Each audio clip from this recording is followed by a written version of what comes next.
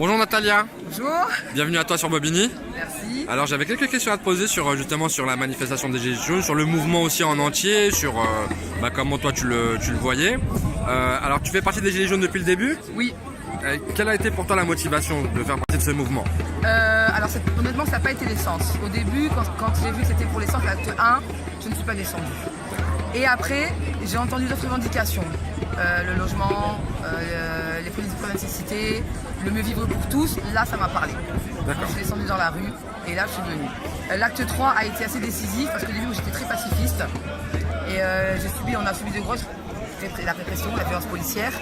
Et donc là, on a commencé un peu à plus se radicaliser et avoir envie d'une révolution. Plus les actes avançaient, et plus l'État se moquait de nous, le gouvernement se moquait de nous, ne nous écoutait pas. Et du coup, on en vient malheureusement à ce conflit de justice à deux vitesses. D'accord. Et dans ce que le président Macron a proposé, que ce soit en décembre ou que ce soit là après le grand débat, il n'y a rien que vous avez retenu ou qui vous va dans le bon sens?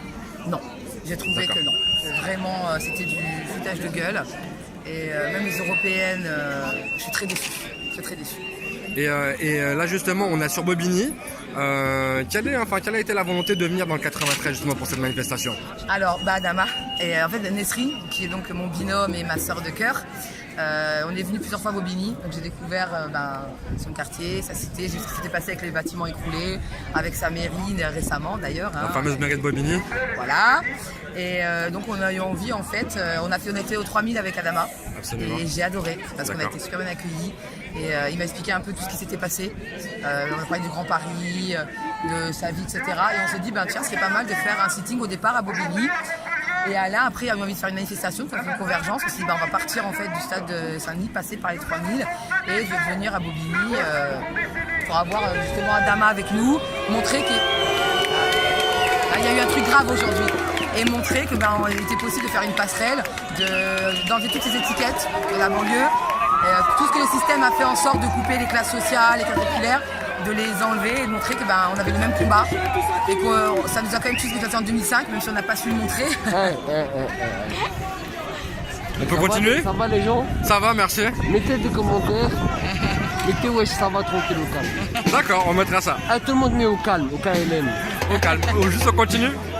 Merci. Donc voilà, ça s'est très bien passé, je suis très contente, on a été bien accueillis, les gens nous ont applaudi, il y a des gens qui sont descendus avec nous, qui nous sont venus avec nous dans la rue, j'ai trouvé ça extraordinaire de montrer que c'était le même combat et de montrer surtout à M. Macron que il veut cacher dans les banlieues les personnes en France, c'est eux la racaille, mais on a encore vu que c'est la police la racaille. On s'est fait attaquer, gazer, il y a eu des coups de flashball, du matraquage gratuit. D'accord. Et on a quand même réussi à venir jusqu'ici.